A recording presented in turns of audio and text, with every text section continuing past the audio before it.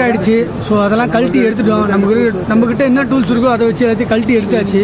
So கூட்ட நெரிசலில் பார்த்தீங்கன்னா இந்த கீர் லிவர் அதெல்லாம் உடஞ்சிருச்சு. பக்கத்தில் இருக்க போல்டு ரெண்டு எடுத்து ஸோ இந்த கீர் லிவர் போட்டு டைட் பண்ணி ரெடி பண்ணியாச்சு. ஸோ கூட்ட நெரிசலில் கொஞ்சம் ஏடக்கூடமாக ஆயிடுச்சு. பாவம் வாசனை ரொம்ப ஃபீல் பண்ணால். பட் இருந்தாலும் பரவாயில்ல, நம்ம பசங்க தானே பண்ணிட்டாங்க, என்ன பண்ணுறது அப்படின்னு சொன்னார். அது எப்பவுமே அன்புக்கு நான் அடிமைன்ற மாதிரி தம்பி அது ஒரு பெரிய விஷயமா எடுத்துக்கல.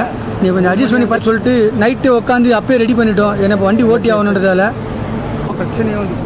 நைட்டு கிட்டத்தட்ட பார்த்தீங்கன்னா 3:30 மணி ஆயிடுச்சு. எனக்கு அண்ணனை எப்போ பார்த்தாலும் எனக்கு என்ன தெரியுமாங்க தோணும், ஸோ வந்து அந்த 23ஆம் புலிகேசியில ஸோ வந்து இப்படி அவர் வந்து ஜெயிலில் இப்படி தொங்கிட்டு இருப்பாரு. ஒரே நிமிஷம் அமைதியாருங்க. போமா ரைட் போலாம். ஸோ வாசனுக்கு வந்து ஒரு சர்ப்ரைஸ் பார்ட்டி ஒன்று கொடுத்தோம். ஸோ அஜீஸ் தான் கொடுத்தாப்புல, நம்ம கூட எல்லாம் இருந்தோம். ஸோ பார்ட்டி முடிச்சுட்டு எல்லா இடத்துக்கு கிளம்பிட்டோம். எல்லாம் ஒருத்தர் எடுத்து கிளம்புறாங்க. நம்மளுக்கு